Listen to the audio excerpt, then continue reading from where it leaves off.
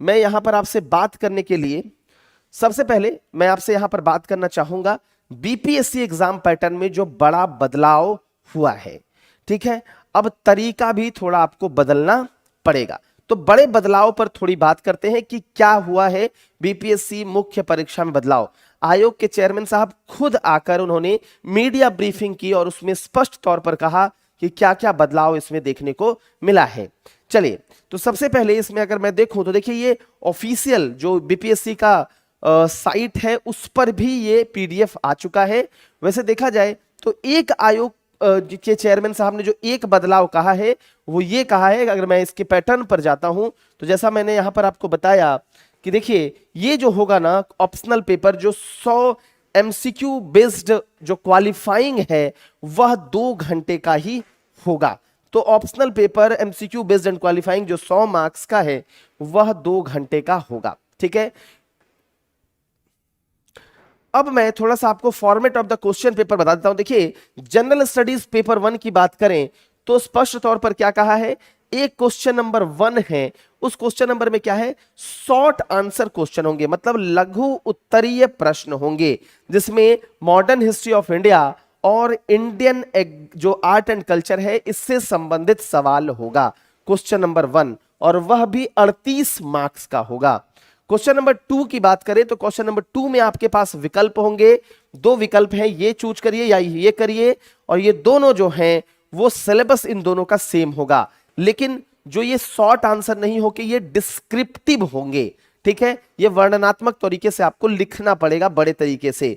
यहां देखा जाए तो यहां पर मॉडर्न हिस्ट्री ऑफ इंडिया और इंडियन कल्चर क्वेश्चन नंबर 2 में, और सेम ही और में भी दोनों जो है उसी टाइप के क्वेश्चन होंगे। आपको जो बेहतर लगता है वही आप चूज करें और इसमें लिखें, और यह भी 38 मार्क्स का होगा। ठीक है, तो जनरल स्टडीज पेपर 1 जिसमें इतिहास वाला खंड है उसमें आप देख रहे हैं क्वेश्चन नंबर 3 में भी सेम क्वेश्चन नंबर 2 के जैसा ही पैटर्न रहेगा, और modern history of India and Indian culture का डिस्क्रिप्टिव क्वेश्चन आपके पास 2 विकल्प होंगे, modern history of India and Indian culture descriptive जो क्वेश्चन है उसके भी आपके पास 2 ऑप्शन होंगे, आपको उसमें से एक चेंज करना होगा।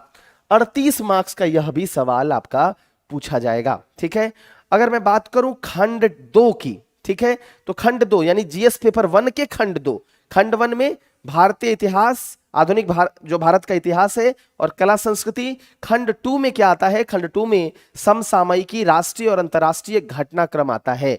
तो इसमें भी कैसा रहेगा, तो देखिए हर सेक्शन की अगर बात कर रहे हैं ना तो हर सेक्शन में एक शॉर्ट आंसर क्वेश्चन जरूर होगा। जैसे आपने देखा कि सेक्शन 1 जिसमें भारतीय इतिहास और कला एवं संस्कृति थी उसमें भी एक लघु उत्तरीय प्रश्न अवश्य थे।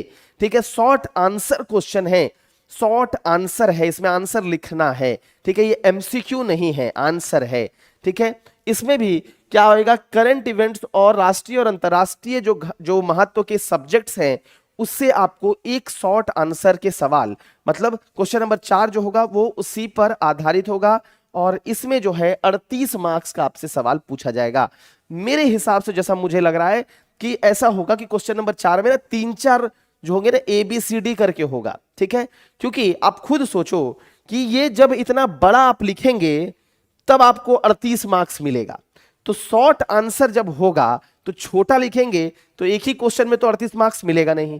इसका मतलब है कि एक जो होगा क्वेश्चन एक नहीं होंगे, जैसे क्वेश्चन का नंबर तो एक है लेकिन 4 का ABCD ऐसा होकर के हो सकता है मिला करके 38 मार्क्स का हो, ऐसा हो सकता है। ठीक है, लेकिन यह हो सकता है जो अगला सवाल आपका क्वेश्चन नंबर 5वां है वो हो सकता है एक ही क्वेश्चन हो और वो 38 मार्क्स का हो, और वह राष्ट्रीय और अंतरराष्ट्रीय घटनाक्रम से संबंधित है। इसमें आपको चूज करने का ऑप्शन होगा। जैसे मान लीजिए एक आपसे पूछ दिया फॉर एन एग्जांपल G20 से संबंधित एक सवाल पूछ दिया, तो हो सकता है कि वो एक ऑप्शन में आपका G20 हो और दूसरे में मान लेते हैं कोई स्कीम भारत सरकार का पूछ दिया, मान लो प्रधानमंत्री जनधन योजना पूछ दिया, तो वो दूसरे में हो। ठीक है, तो इस प्रकार से अगर मैं क्वेश्चन नंबर 6 की भी बात करूं तो आपने 1 2 3 देखा, तो पहले पेपर में आपने देखा कि एक क्वेश्चन शॉर्ट आंसर का होगा, 2 3 जो क्वेश्चन होंगे उसमें 2 विकल्प होंगे। क्वेश्चन नंबर 2 में भी 2 ऑप्शन, एक चूज करके लिखिए, और क्वेश्चन नंबर 3 में भी 2 ऑप्शन, एक चूज करके लिखिए। यानी एक तो आपको लिखना ही पड़ेगा और 2 और 3 इसमें से आपको एक एक चूज करके लिखना है। ठीक है, तो मतलब मान के चलिए कि 3 क्वेश्चन तो आप उधर भी लिखेंगे और 3 क्वेश्चन के करीब आप इधर भी लिखेंगे। ठीक है, और उसके बाद चलते हैं क्वेश्चन नंबर 7। ये सेक्शन 3 है। सेक्शन 3 में जो सवाल है ना वो आपका कहां से आएगा, वो आपका स्टैटिस्टिक्स से आएगा। और इसमें कोई शॉर्ट और लॉन्ग का कॉन्सेप्ट नहीं है। इसमें आपके पास 2 क्वेश्चन होंगे, एक उसमें से आप चूज करिए के बनाइए, इसमें भी 2 क्वेश्चन होंगे, इसमें चूज करके बनाइए, और दोनों का मार्क्स 36 मार्क्स का होगा। यानी पेपर 1 में अगर देखा जाए, जीएस पेपर 1 में, तो भारतीय इतिहास से लगभग अगर शॉर्ट आंसर क्वेश्चन को मैं एक मानूं, एक, तो कुल 3 लिखने पड़ेंगे, करंट अफेयर्स से भी कुल 3 और 2 यहां से 8 सवाल आपको लिखने पड़ेंगे। ठीक है, अब शॉर्ट आंसर में ABCD भी हो सकता है और वो होगा ही, इस चीज को ध्यान रखिएगा।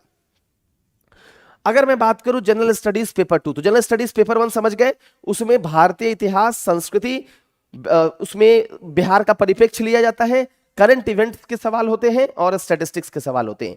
पेपर 2 में क्या आता है, पेपर 2 में विज्ञान आता है, विज्ञान एवं प्रौद्योगिकी की भारत में भूमिका, अर्थव्यवस्था और ज्योग्राफी को मिला जुलाकर कुछ सवाल पूछे जाते हैं। तो पैटर्न जो होगा वो वही रहेगा, और साथ ही साथ राज व्यवस्था से भी सवाल होता है। तो सेक्शन 1 इसका भी ठीक उसी प्रकार से होगा जैसा उसका था। सेक्शन 1 में इसमें भी शॉर्ट आंसर क्वेश्चन पूछे जाएंगे, पॉलिटी से संबंधित, इसमें भी हो सकता है ABCD हो। ठीक है, उसके बाद यह 38 मार्क्स का होगा। क्वेश्चन नंबर 2 में आपके पास 2 विकल्प होंगे, यह भी 38 मार्क्स का होगा, इसमें से एक चूज करके लिखना है, तो एक यहां से लिखना है, एक यहां से लिखना है, और इनमें से भी चूज करके एक आपको लिखना है। तो यह संभावना है कि इसमें जो है वो 2-3 सवाल दे सकता है। तो एक क्वेश्चन ये, एक क्वेश्चन ये और एक क्वेश्चन ये, 3 क्वेश्चन जो है आपको पॉलिटी से भी पूछेगा। ठीक है, उसके बाद इसी के अंदर हम सेक्शन 2 की बात करें तो बिहार में इकोनॉमी और ज्योग्राफी को मिला करके पूछता है। जैसे कृषि की बात आएगी तो आपको बजट भी लिखना पड़ेगा, और कृषि में जो मौसमी चीजें होती है वो भी लिखनी पड़ेगी। जब वो मिला करके पूछ रहा है तो आपको आंसर भी उसी प्रकार से लिखना पड़ेगा कि अगर एग्रीकल्चर पूछ रहा है तो आपको इकोनॉमिक्स का भी आयाम लिखना है और आपको जो ज्योग्राफी का भी आयाम लिखना है। ठीक है, तो इस तरह से आपको समझना है। तो देखो इसमें भी एक शॉर्ट आंसर क्वेश्चन पूछेंगे, एक क्वेश्चन इसमें हो सकता है सब सेक्शन हो, ABCD हो, एक यहां से पूछेगा इंडियन इकोनॉमी और ज्योग्राफी से, एक सवाल चूज करना है, और इसमें से भी आपको एक सवाल चूज करके डिस्क्रिप्टिव वे में आंसर देना है। दोनों का 38-38, और ये तो पैटर्न लगभग सबका सेम है। सेक्शन 3 में भी जो है वह भी साइंस एंड टेक्नोलॉजी से सवाल, एक शॉर्ट आंसर क्वेश्चन और 2 जो सवाल होंगे यहां, मतलब एक यहां जो सवाल होंगे इसमें आपको विकल्प दे रहा है। ठीक है, तो साइंस से 2 ही सवाल आपको लिखने हैं, एक 8 में से चूज करके लिखना है और एक 7 तो लिखना ही है। तो साइंस का जो सिस्टम है वो स्टैटिस्टिक्स के जैसा है। साइंस में जैसे स्टैटिस्टिक्स में आपके पास 2 थे, 7 और 8, उसी प्रकार से साइंस में 2 हैं, 7-8। बाद बाकी सब्जेक्ट्स में आपके पास 3-3 हैं, 4-5-6, 1-2-3, और इसमें केवल और केवल 7-8 है। यानी साइंस में एक क्वेश्चन नंबर 7 लिखना है और एक क्वेश्चन नंबर 8 लिखना है, यानी 2 ही लिखना है। ठीक है, अब हम एसे की अगर बात करें तो एसे में ना हर खंड में 4-4 ऑप्शन आएंगे जैसा उन्होंने कहा है। ठीक है, जैसे मान लो इस खंड में 4 एसे लिखने आ गया। ठीक है, जन सामान्य पर लिखने आ गया, मान लो भारत में सामाजिक समस्याएं, आर्थिक समस्याएं, महिलाओं के साथ समस्याएं, ठीक है, कुछ राजनीतिक सशक्तिकरण की समस्या, कुछ भी पूछ दिया तो 4 ऑप्शन होगा, उसमें से एक आपको लिखना पड़ेगा, आपको 100 मार्क्स का होगा। खंड 2 में भी 4 होगा, आपको एक लिखना पड़ेगा। सबसे मेन जो बात है वो क्या है कि खंड 3 में एक इंस्ट्रक्शन है, इसमें ध्यान रखिएगा कि इसमें एक जो है बिहार स्पेसिफिक टॉपिक्स से ये इसमें ऐसे पूछेगा, और स्पष्ट तौर पर यहां पर लिखा हुआ है कि बिहार स्पेसिफिक टॉपिक में मान लो पूछ दिया कि लिट्टी चोखा, जैसा आयोग के चेयरमैन ने भी कहा कि लिट्टी चोखा आने से क्या होगा। ठीक है, तो लिट्टी चोखा का पूछ देगा कि बिहार में उपयोगिता क्या है, उसका ये यूज क्या है। ठीक है, और हो सकता है कि मान लेते हैं कि कोई अगर मुहावरा पूछ दिया ना, ठीक है, उन्होंने मुहावरा का उदाहरण भी दिया कि कोई अगर मुहावरा पूछ दिया तो उसको अंग्रेजी में ट्रांसलेट करके नहीं लिखा जाएगा। ठीक है, अंग्रेजी, तो जैसे एक कहावत होता है ना, भोज के दिन कोहरा रोप रहे हैं, तो भोज के दिन कोहरा रोपना, तो ये हिंदी में ही लिखाएगा। तो कैसे होगा, इसको जो है वो रोमन में लिखा जाएगा। जैसे मान लो हम लोग व्हाट्सएप में मैसेज कैसे टाइप करते हैं, तो भोज के दिन कोहरा, ऐसे आपको लिखा हुआ मिलेगा। ठीक है, तो इसका एक हिंदी होगा और उसका एक अंग्रेजी में होगा, लेकिन इंग्लिश में इंग्लिश नहीं होगा, उसको बस ऐसे रोमन स्क्रिप्ट में लिख दिया जाएगा, जैसे हम लोग व्हाट्सएप पे लिखते हैं क्या कर रहे हो जैसा लिखते हैं, वैसे जो है ये आपको लिख दिया जाएगा। ठीक है, तो इस प्रकार का कुछ पैटर्न आपको मेंस परीक्षा में होगा। इसमें एक बिहार स्पेसिफिक होगा, ताकि आप बिहार के बारे में कितना जानते हैं यहीं से पता चलेगा। तो इसीलिए जो ज्यादा अंग्रेजी अंग्रेजी करते हैं ना, उनको थोड़ा यहां पर उनकी सिस्टम जो है वो थोड़ा सा कम, मतलब आयोग ने समझाने का प्रयास कि ज्यादा अंग्रेजी अंग्रेजी नहीं करिए, यहां पर आइए और बिहारी भाषा का भी कुछ पूछ दिया जाए तो वो भी आपको ऐसा ही लिखा हुआ मिलेगा। वो मत सोचिएगा कि उसको ट्रांसलेट कर दिया जाएगा, और आपको वो ऐसे लिखना पड़ेगा। ठीक है, तो इस बदलते हुए पैटर्न में हम आपके लिए क्या कर रहे हैं, आपने देखा कि जैसे प्रीलिम्स में हमने ढेर सारे सवाल, लास्ट दिन के भी मैराथन से ढेर सारे सवाल आए जो मैंने आपके करंट अफेयर्स के लिए थे, तो हम यहां पर आपको बस यही बताने का प्रयास कर रहे हैं कि हम आपके लिए क्या लेकर आए हैं और हम जो है इसमें क्या क्या आपको नया देने वाले हैं। तो देखिए, इस अगर बैच की बात करूं तो यह मेंस का क्रैश कोर्स बैच होगा। ठीक है, ये कैसा होगा, ये फ्री क्रैश कोर्स होगा, तो यह भी ध्यान देना है कि यह एक फ्री क्रैश कोर्स है। ठीक है, फ्री है। अब इसको लेकर के बार बार एक ही सवाल नहीं कि फ्री है कि पेड है।